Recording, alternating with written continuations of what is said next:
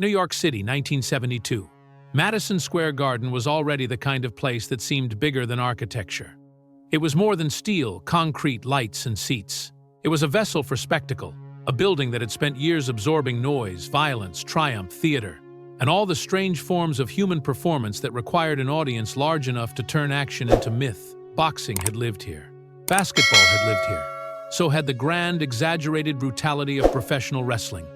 That peculiar American ritual where performance and impact moved so close together that the crowd no longer cared where one ended and the other began. On this night, the garden was full. Every seat was taken. Men in jackets leaned forward with cigarettes burning between their fingers. Women in furs and evening coats sat with bright eyes fixed on the ring. Benders had stopped calling out long ago. The crowd had settled into that rare collective condition in which 10,000 people wanted the same thing at the same time and believed, with complete sincerity, that they were about to get it. The air carried cigarette smoke, sweat, spilled beer, industrial cleanser, and the unmistakable electric charge of anticipation. Above the ring, the lights burned white and merciless, flattening everything beneath them into sharp, public clarity. Nothing in that square of canvas could hide. And in the ring, under those lights, stood the man they had come to see. Hulk Hogan was already a spectacle before he moved. He was immense in the way only a few men ever are, so physically overwhelming that the eye needed a second to accept his proportions. Tall, broad, heavy with muscle, he seemed built not merely to occupy the ring but to dominate its dimensions. His long, blonde hair hung to his shoulders. His blonde mustache framed a face that wore confidence like a permanent expression. Dressed only in black trunks and boots, he carried himself with the easy certainty of a man who had spent enough. Overpowering other men, that dominance had become less an act than a habit. Across from him stood an opponent who, at the start of the match, had looked formidable enough to satisfy the audience. He was a large man, solid and dangerous by ordinary standards. But ordinary standards disappeared quickly once the bell rang. Hogan moved through the match with frightening efficiency. He was not graceful in the delicate sense, but he possessed the brutal fluency of someone whose body knew exactly how to turn mass into authority. Each grab looked decisive. Each slam landed with enough force to make the canvas shudder. He worked the crowd as naturally as he worked his opponent, feeding them pauses and explosions, letting them feel his control over the ring and over the rhythm of the moment. His size was the obvious part of the performance, but not the only part. Beneath the showmanship was timing. Beneath the swagger was craft. He understood what 10,000 people had paid to see, and he had delivered it to them with complete command. The crowd gave him everything in return. The garden responded the way a great arena always does when it recognizes a performer equal to its appetite. Every impact came back magnified. Every gesture received an answering surge of sound. Hogan raised a hand and a section roared. He turned his head and another section answered. The building itself seemed to join in, as if the walls, rafters, and steel beams had been waiting all week for precisely this volume of human approval. By the time the finish came, it felt inevitable. His opponent hit the mat hard and stayed there. Hogan stood over him, chest rising, arms slightly spread, not breathing hard enough to suggest he had been truly tested. The referee counted. The crowd counted with him. The third slap of the hand against the canvas ended the match, and Madison Square Garden erupted. Hogan took the victory the way men like him always take victory. As confirmation, he walked the perimeter of the ring with his arms raised, accepting the roar without false modesty, turning section by section so that every part of the audience could feel seen. It was less celebration than ritual. The winner belonged to the crowd for a moment, and the crowd belonged to the winner in return. Somewhere between one corner of the ring and the long eastern side, Hogan slowed. Then he stopped. At first, almost no one understood why. But the crowd, trained by instinct to follow the attention of the man in the ring, turned where he turned. Thousands of faces shifted toward the same point in the front row. There, seated close enough to hear every blow and see every expression, was a lean Chinese man dressed entirely in black. He wore a black kung fu jacket, black trousers, and black cloth shoes. He sat very still, not with the passive stillness of a spectator, but with the calm concentration of someone observing structure, not spectacle. He did not look dazzled. He did not look intimidated. He looked attentive in a way that was almost surgical, as if he were reading the match rather than watching it. Around him, no one paid him much notice. To the people in nearby seats, he was just another man in the front row, slightly built, quiet, self-contained. But to Hogan, in that moment, he became the only person in the arena worth looking at. The wrestler stepped closer to the ropes and peered down with narrowed eyes. His breathing slowed. A grin, half amused and half challenging, appeared on his face. He had the expression of a man who had found something interesting and intended to make it public. When he spoke, his voice carried easily through the arena. He told the audience that they had just seen real strength. The crowd cheered because of course they did. Then Hogan pointed directly at the man in black and said he didn't believe that man could last 30 seconds against him. The words landed in the building like a thrown bottle, sharp, sudden, impossible to ignore. For a split second, the audience did not know whether to laugh, gasp, or wait. Then the uncertainty itself became excitement. Sound rippled outward. People leaned over one another. Heads turned. Those in the back stood on tiptoe, trying to see who exactly Hogan had chosen. The whole arena felt as though it had tilted toward the front row. Hogan, enjoying the reaction now, pushed further. If the man could stand against him for 30 seconds, he declared, then he would bow before him. That did it. The garden came alive in a new way, not the roar of a crowd receiving what it expected, but the sharper, brighter noise of a crowd suddenly realizing the night might be about to become something else entirely. The event they had paid for had ended, but something unscripted, or at least something that felt unscripted, had appeared in its place. And that was always more dangerous, more alive. The man in black did not respond immediately. He remained seated for a moment, hands relaxed, face unreadable. Not the silence of hesitation, the silence of completion. As though Hogan's challenge had entered his mind, been assessed, placed in its proper category, and answered before any outward sign was necessary. Then he rose. He stood with no wasted motion, no dramatic flair, no visible effort to command attention. Yet the effect on the crowd was immediate and enormous. The first people to notice reacted, then the next. And then the reaction spread through the building in widening waves until all of Madison Square Garden understood, at once, that the man had accepted the reality of the moment simply by standing up. Bruce Lee. The name moved through the audience in fragments at first, then in a rising current. Some knew him instantly. Some only recognized him as the star from the films. Some had never seen him in person and had expected someone larger, louder, more openly theatrical. Instead, they saw a man of compact build and extraordinary composure. He was small beside the proportions of the ring, smaller still compared to the giant waiting inside it. And yet nothing about him suggested smallness. He stepped toward the ring stairs as if walking into a room he had already decided to enter. No rush, no anger, no need to prove fearlessness by pretending to feel none. He simply moved with the kind of economy that made every gesture look final. The crowd quieted as he approached. Even the noise seemed unwilling to interfere. Up the steps, onto the apron, through the ropes. Now both men were in the ring. The contrast between them was almost absurd. Hogan was a monument, towering, broad, impossibly heavy with visible power. Bruce Lee, by comparison, looked lean, compact, almost slight in his black kung fu clothes. The arithmetic seemed ridiculous. It was the kind of visual mismatch that made people trust size more than reason. Hogan looked across the canvas with amused confidence. Bruce Lee looked back with calm, unblinking focus. For one long moment, neither man moved. Then Bruce eached up, untied his jacket, and slipped it off. He folded it once with practiced precision and placed it on the nearest ring post. A hush passed over the arena. What the audience had expected beneath the jacket was the frame of a smaller man. What they saw instead was something else entirely. Not bulk, not decorative muscle, not the exaggerated mass of a showman's body. What emerged was a torso shaped by discipline so deep it had become identity, lean muscle drawn tight across bone. Every line purposeful, every contour functional. There was no softness anywhere. No excess. It looked less like an athlete than like a weapon someone had taught to breathe. The crowd felt it immediately, that slight revision of the numbers. Not enough to erase the size difference, not enough to make Hogan seem less gigantic, but enough to complicate the certainty that had existed only seconds before. Hogan's smile faded a little. Bruce Lee stood barefoot light in black trousers and cloth shoes, shoulders. ASS sides, no pose, no theatrical stance, nothing wasted, nothing announced. He did not perform readiness. He simply was ready. Across from him, Hogan adjusted his footing and brought his hands up. The arena leaned forward. The lights burned down. The ring waited. And somewhere in the charged silence between those two men, Madison Square Garden understood that the evening was no longer about wrestling. It was about to become something else.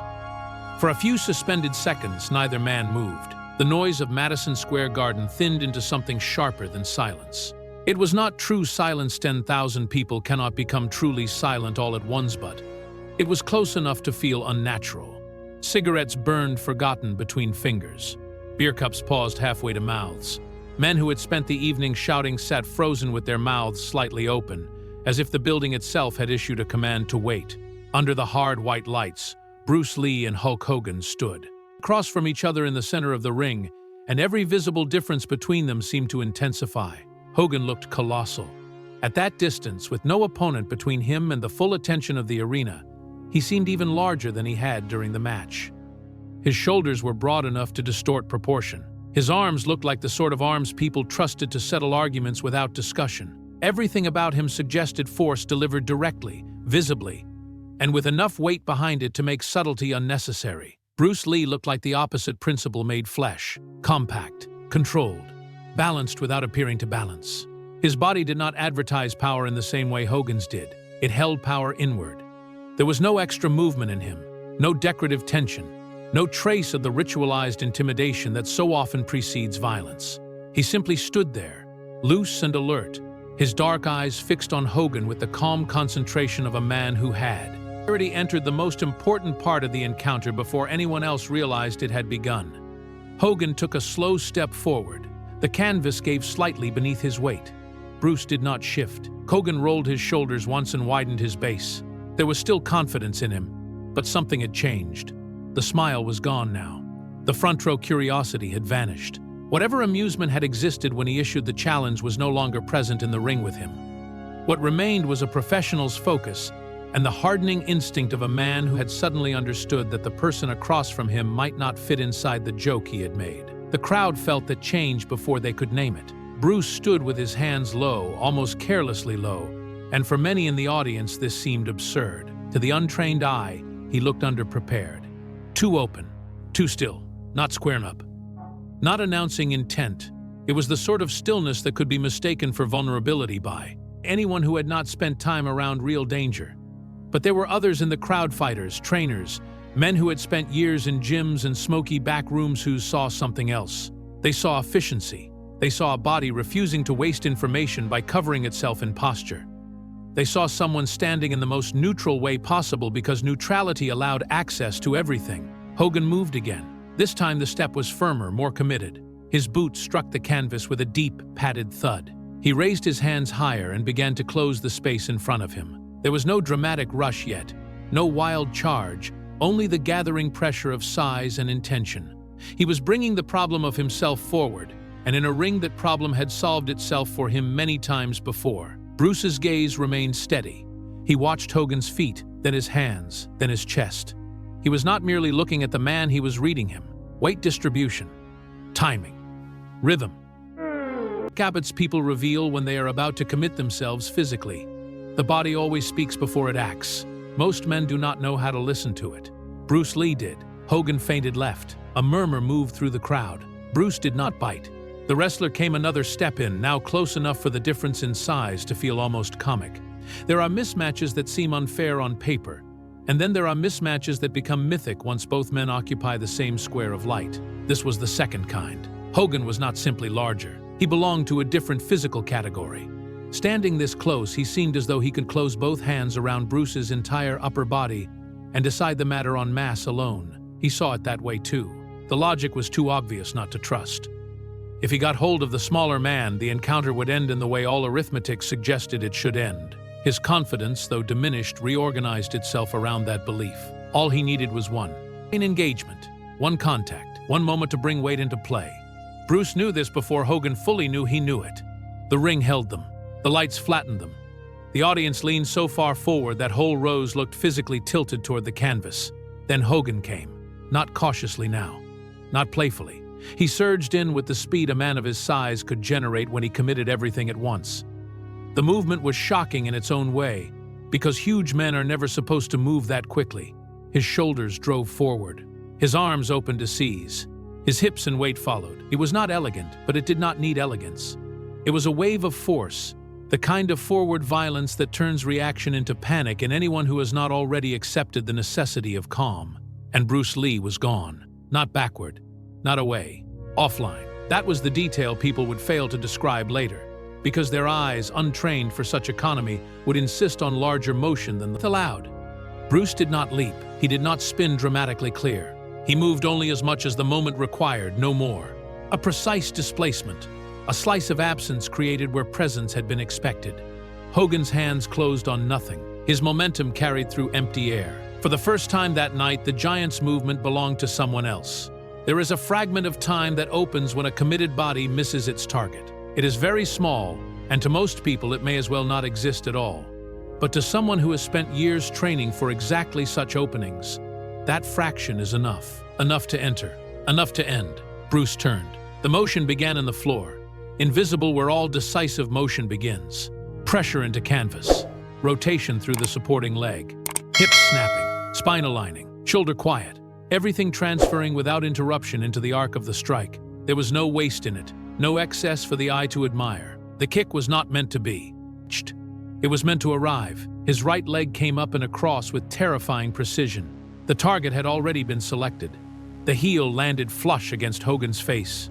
The sound was unlike the sounds professional wrestling had trained the arena to expect. It was not the broad theatrical crash of staged impact. It was smaller, sharper, more intimate, and more terrible because of that intimacy, the sound of force placed exactly where it was meant to go, with nothing fake around it to soften its meaning. For an instant, no one in Madison Square Garden understood what had happened. They saw Bruce Lee standing. They saw Hogan no longer upright. The sequence between those two images happened too fast for ordinary sight to preserve. Hogan's body changed direction with shocking completeness. The giant who had entered the exchange moving forward now seemed to have been cut out of his own momentum. His head snapped. His balance disappeared. The upper half of him went first, then the rest. 2 meters of him crashed backward onto the canvas with a violence that made the ropes tremble. The ring shook. The audience did not. Not immediately. A strange vacuum opened in the building, as if all available sound had been pulled upward into the rafters and held there. 10,000 people stared at the same impossible arrangement. Hogan flat on the mat, Bruce Lee standing a few feet away exactly as if nothing extraordinary had happened at all. Bruce lowered his leg and set his foot back on the canvas. His hands were still loose at his sides. His expression had not changed. That was the detail many would remember most clearly later: the absence of flourish, the refusal to decorate the moment. He did not look triumphant. He did not pose. He did not even appear especially interested in the effect he had produced. The action had been taken because it was necessary, and now it was over. That seemed to be his entire relationship to it. The referee stared, his emotional instincts broken cleanly in half by what he had just witnessed.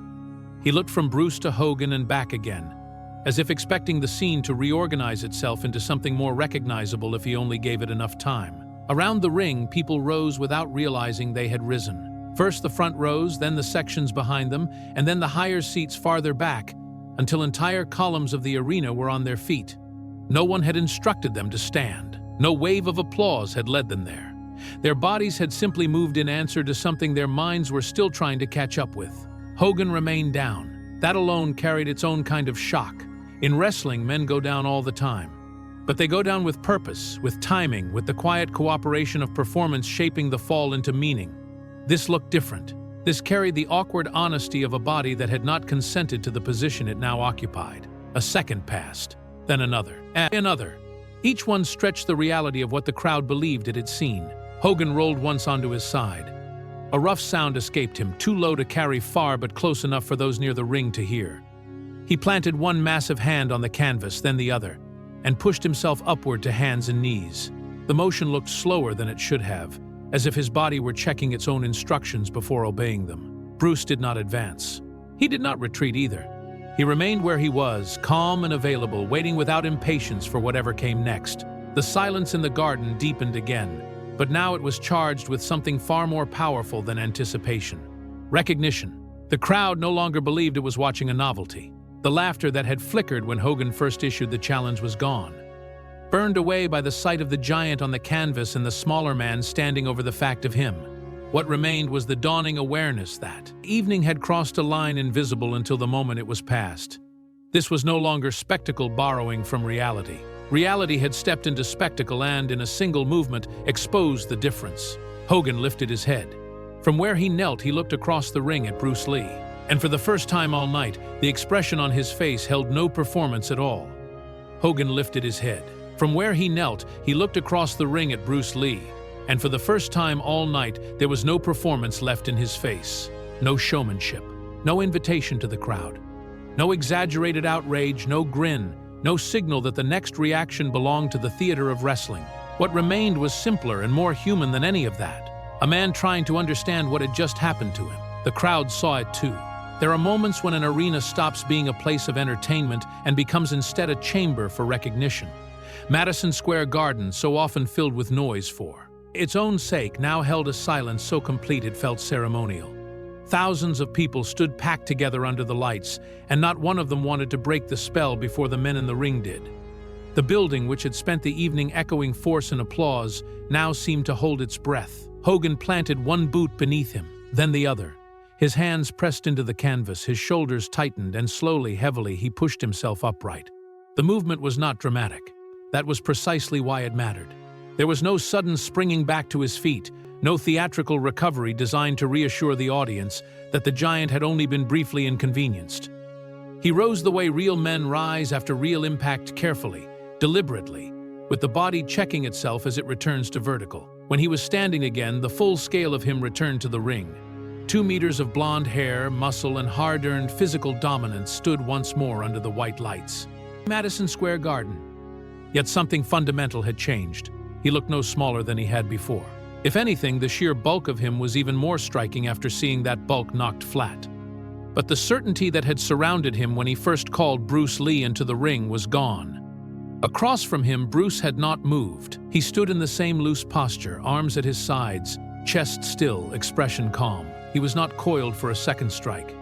He was not taunting. He was not basking in the crowd's astonishment. He simply waited, fully present, as if the moment belonged not to triumph but to whatever truth would follow it. Hogan touched his jaw. It was a small gesture, almost unconscious, but in the charged stillness of the ring it read like a confession. He had felt the kick, more than felt it.